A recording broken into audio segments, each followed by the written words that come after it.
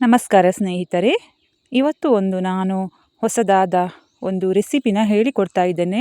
ಇದು ಒಂದು ರೀತಿಯ ರೆಸಿಪಿಯೂ ಹೌದು. ಹಾಗೂ ಜ್ವರ, ಶೀತ, ಕೆಮ್ಮು ಎಲ್ಲ ಬಂದಾಗ ನಮ್ಮ ನಾಲಿಗೆಯಲ್ಲಿ ಯಾವುದೇ ಆಹಾರದ ರುಚಿ ನಮಗೆ ತಿಳಿಯೋದಿಲ್ಲ. ಆವಾಗ ನಾವು ಈ ರೀತಿಯ ರೆಸಿಪಿನ ಮಾಡಿಕೊಂಡು ತಿಂದರೆ ನಮ್ಮ ದೇಹದಲ್ಲಿ ಜ್ವರದ ಅಂಶ ಕೂಡ ಕಮ್ಮಿಯಾಗುತ್ತೆ. ಆಹಾರವನ್ನು ಚೆನ್ನಾಗಿ ಜೀರ್ಣವಾಗುತ್ತೆ, ಚೆನ್ನಾಗಿ ನಾಲಿಗೆಗೂ ಕೂಡ ರುಚಿಸುತ್ತದೆ. ಅದು ಚೂರ್ಣ ಸುಲಭವಾಗಿ ನಾವು ಮನೆಯಲ್ಲಿ ಮಾಡ್ಕೊಳ್ಬೋದು.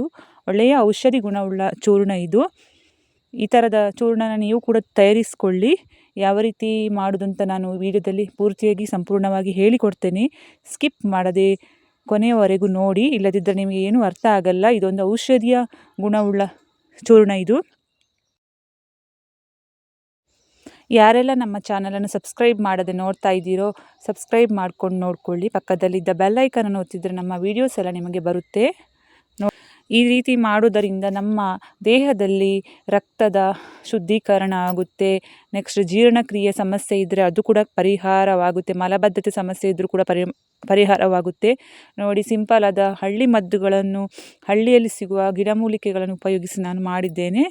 ನೀವು ಕೂಡ ಇದೇ ರೀತಿ ಮಾಡಿ ನೋಡೋಣ ಯಾವ ರೀತಿ ಮಾಡ್ತಾ ಇದ್ದೇನೆ ಅಂತ. ನೋಡಿ ಫ್ರೆಂಡ್ಸ್, ಇದು ದೊಡ್ಡ ಪತ್ರೆಯಲ್ಲಿ ಜ್ವರವನ್ನು ನಿವಾರಿಸುವ ಶಕ್ತಿ ಇದೆ. ಸಣ್ಣ ಮಕ್ಕಳಿಗಂತೂ ಕೊಟ್ಟರೆ ತುಂಬ ಒಳ್ಳೆಯದು. ನೆಕ್ಸ್ಟ್ ಮೈಗೆ ಚಿಕನ್ ಪಾಕ್ಸ್ ಅದೆಲ್ಲ ಬರುತ್ತಲ್ವ, ಚರ್ಮ ರೋಗ, ಅದಕ್ಕೂ ಕೂಡ ಒಳ್ಳೆಯದು.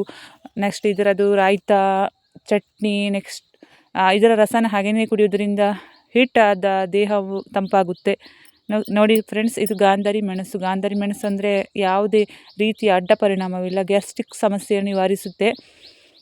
ಇದನ್ನೆಲ್ಲ ನಾನು ಕಲೆಕ್ಟ್ ಮಾಡ್ತಾ ಇದ್ದೇನೆ.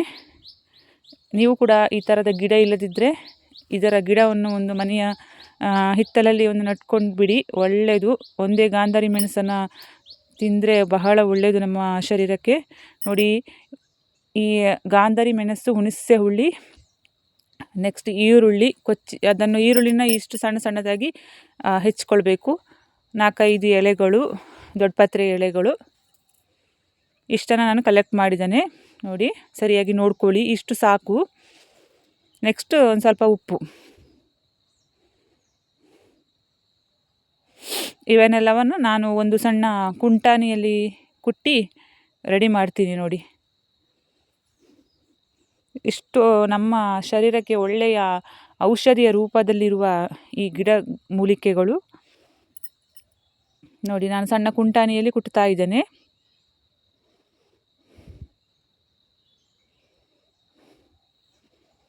ಎಂಥ ಜ್ವರ ಬಂದರೂ ಕೂಡ ನಮ್ಮ ಆಹಾರ, ಯಾವುದೇ ರೀತಿಯ ಆಹಾರ ಕೂಡ ನಮಗೆ ನಾಲಿಗೆಗೆ ಸೇರೋದಿಲ್ಲಲ್ಲ. ಈ ರೀತಿ ಮಾಡಿದರೆ ಆಹಾರನೂ ಸೇರುತ್ತೆ, ಮತ್ತು ನಮ್ಮ ದೇಹಕ್ಕೆ ಎನರ್ಜಿ ಕೂಡ ಕೊಡುತ್ತೆ. ನೋಡಿ, ಈ ಥರ ನಾನು ಚೆನ್ನಾಗಿ ಕುಟ್ತಾ ಇದ್ದೇನೆ. ಚೆನ್ನಾಗಿ ಫಸ್ಟು ಈ ದೊಡ್ಡಪತ್ರೆ ಗಾಂಧಾರಿ ಮೆಣಸನ್ನು ಚೆನ್ನಾಗಿ ಕುಟ್ಕೊಳ್ಬೇಕು. ಅದು ಚೆನ್ನಾಗಿ ಇದಾಗಬೇಕು, ಸ್ನ್ಯಾಶ್ ಆಗಬೇಕು. ನೋಡಿ, ಈ ಥರ ಕುಟ್ಕೊಂಡು ಮಾಡಿದರೆ ಅದು ಚೆನ್ನಾಗಿ ಸ್ನ್ಯಾಶ್ ಆಗುತ್ತೆ. ಜೊತೆಗೆ ಉಪ್ಪನ್ನ ಸೇರಿಸಿ ಕೂಡ ಸ್ನ್ಯಾಶ್ ಮಾಡ್ಕೊಳ್ಳಿ.